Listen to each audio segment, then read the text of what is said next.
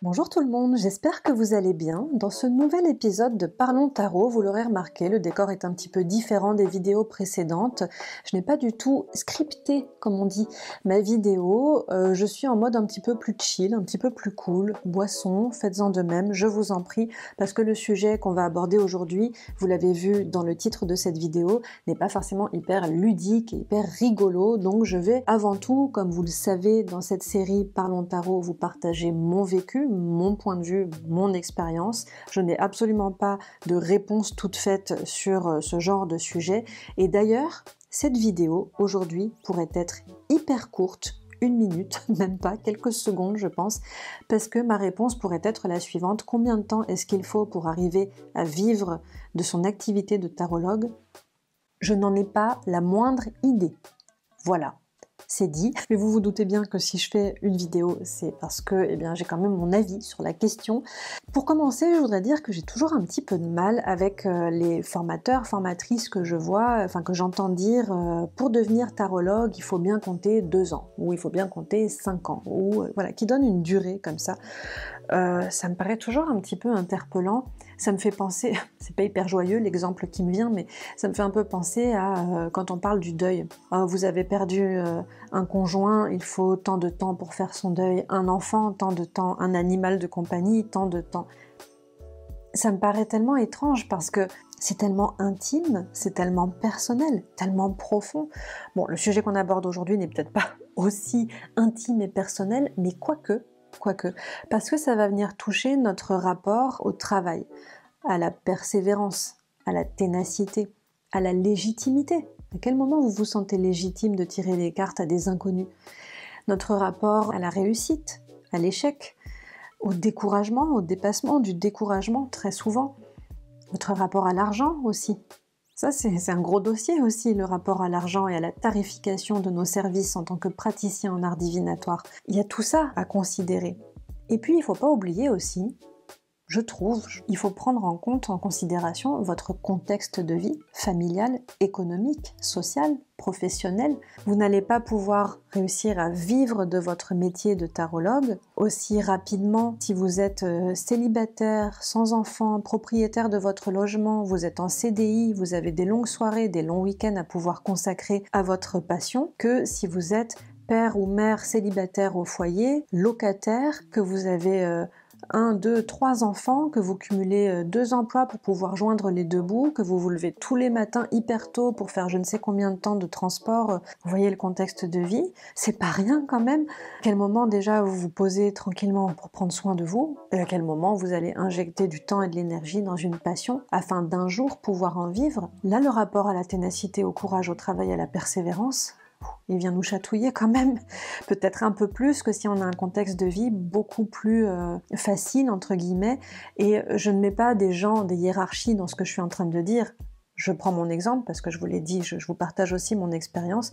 J'ai un contexte de vie qui fait que j'ai tout à fait pu injecter tout le temps et l'énergie nécessaire à mon activité de tarologue.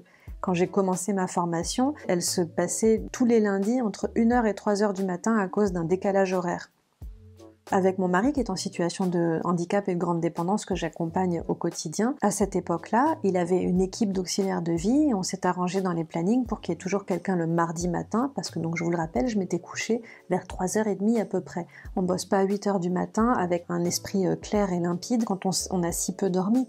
Donc on s'est arrangé comme ça et j'ai pu faire ma formation de tarologue de façon détendue, sans contrainte autre à côté. Ensuite, quand j'ai vraiment injecté, tout focalisé sur le tarot dans mon auto-entreprise qui était déjà existante depuis un certain temps, là j'ai pu aussi consacrer beaucoup de temps. Il faut savoir que moi, mon métier avant d'être tarologue, c'est d'être accompagnante médico-sociale de mon mari. Et quand il a une équipe d'auxiliaires de vie au complet, je ne l'accompagne en tant qu'accompagnante médico-sociale que 7 jours par mois. J'ai donc, si vous calculez bien, une vingtaine de jours par mois à consacrer à mon auto-entreprise. Bon, depuis le Covid, on a de moins en moins d'auxiliaires de vie et donc je suis de plus en plus seule avec lui, mais il n'a pas besoin de moi 24 heures sur 24, moi scotché à lui. J'ai quand même du temps pour faire des consultations. C'est une question d'organisation. Mais je n'ai pas d'enfant, je n'ai pas de loyer à payer, j'ai un contexte de vie qui est plutôt facile et donc qui fait que j'ai pu assez rapidement pouvoir vivre de mon activité. Mais vous voyez à quel point il y a des différences entre les situations que je viens de vous partager. Donc on peut pas dire il faut 2 ans pour en vivre. Non, c'est hyper compliqué. Après, quand on se lance et que on a saoulé tous les gens autour de soi à leur tirer les cartes gratuitement, un jour il va falloir se lancer. À partir de quel moment vous vous sentez vraiment légitime? Pour aller vérifier la température de l'eau, il faut se jeter à l'eau. Donc à un moment, il va falloir se jeter à l'eau et faire des tirages à des inconnus. À quel moment vous vous sentez vraiment légitime pour ça? C'est une question qui revient beaucoup aussi. La pratique va faire que vous allez avoir de plus en plus de retours positifs et que vous allez vous sentir de plus en plus légitime et fluide. Mais c'est un peu le serpent qui se mord la queue. Si vous vous lancez pas, vous vous sentirez jamais légitime. Donc à un moment, il faut y aller. Tel le fou qui se jette là de sa falaise, il faut oser. Et au début, vous pourrez faire ça peut-être bénévolement. Donc là, on est vraiment aujourd'hui dans cette vidéo sur une thématique à quel moment on peut en vivre. Donc faire du bénévolat, vous n'allez jamais en vivre, par définition en fait. Donc à un moment, il va falloir aussi travailler votre rapport à l'argent, à la tarification de vos services. On en revient encore à la légitimité. C'est quoi votre valeur? C'est quoi la valeur de ce que vous partagez, de ce que vous proposez? Donc à quel moment vous commencez à demander 5 €, 10 €, 20 €, 50 €? C'est vrai que je me souviens de l'époque où je me disais non mais je peux pas demander 50 €, mais ça va pas, et tous mes proches me disaient mais si, sinon t'arriveras jamais à en vivre, enfin. Et donc à un moment, c'est ça, on se pose aussi, on se dit mais qu'est-ce que je veux? Qu'est-ce qui compte? C'est faire que du bénévolat, que des petits tarifs, ou bien est-ce que je veux en vivre aussi? Donc il faut trouver un juste équilibre, et tout ça, ça prend du temps aussi. Il faut prendre en considération ce temps-là.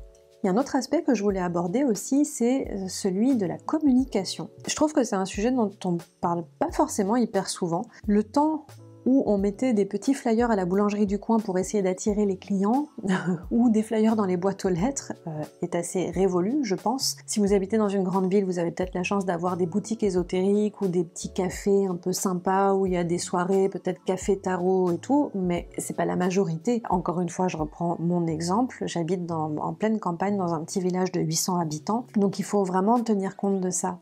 Et perso, j'aime la communication sur les réseaux sociaux. Je suis loin d'être une experte, c'est vraiment, je suis pas une experte dans les réseaux sociaux et la communication, mais j'aime ça. Donc je le fais avec un élan, c'est pas une corvée pour moi. Mais je rencontre régulièrement, où vous êtes quelques-uns, à venir régulièrement vers moi pour me demander des petits conseils. De temps en temps, j'ai face à moi des personnes qui sont de super praticiens en art divinatoire ou praticiennes, mais qui ont pas du tout les codes d'internet, des réseaux sociaux, qui sont très mal à l'aise avec l'outil informatique et qui du coup en plus ne veulent pas du tout faire de consultation à distance à la webcam. Donc je pense à ces gens-là un peu tristes parfois. Je me dis mais quid de ces personnes-là? Comment font-elles pour communiquer? C'est une sorte de fracture numérique comme ça dans la communication pour développer son auto-entreprise. C'est pas simple. J'ai pas de réponse à apporter ici, mais il faut tenir compte de ça aussi selon moi. Donc voilà, j'ai abordé plusieurs sujets. Peut-être que je pourrais rebondir sur cette vidéo dans de prochaines vidéos. J'ai peut-être oublié certaines choses, mais tout ça pour dire que,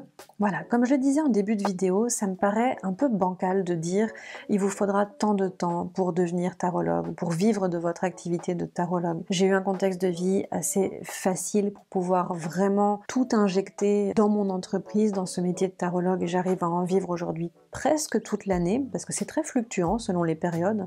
Il y a des périodes où les gens, ils n'ont pas de questions au tarot, ils sont pas le début d'année, les bonnes résolutions que me réserve l'année à venir, etc. Là, c'est un moment où c'est assez chargé, par exemple. Pour moi, peut-être que pour d'autres tarologues c'est différent. Voilà, tout ça pour dire qu'il y a plein de choses à prendre en considération, qu'il n'y a pas de réponse toute faite, et que c'est important pour vous de vous poser, selon moi, les bonnes questions, votre rapport à toutes les choses que je viens de citer avant.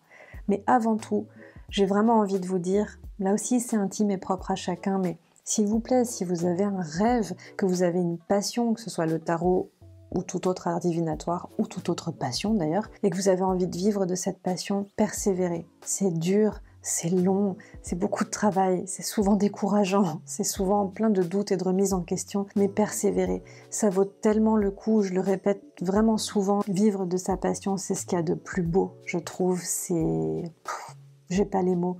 Et les gens nous le rendent vraiment bien, c'est absolument formidable. Voilà, je peux que vous inviter à persévérer, à être tenace dans ce que vous entreprenez. J'espère que cette vidéo aura pu éclairer un petit peu votre chemin. Si elle vous a plu, n'hésitez pas à la liker ou à la partager. N'hésitez pas non plus, si ce n'est pas déjà fait, à vous abonner à ma chaîne et à activer la petite cloche pour être tenu au courant des différentes publications que je fais ici. On se retrouve quotidiennement sur les réseaux sociaux et particulièrement sur Instagram. Je vous dis à très très bientôt. Faites que le tarot brille toujours sur votre chemin.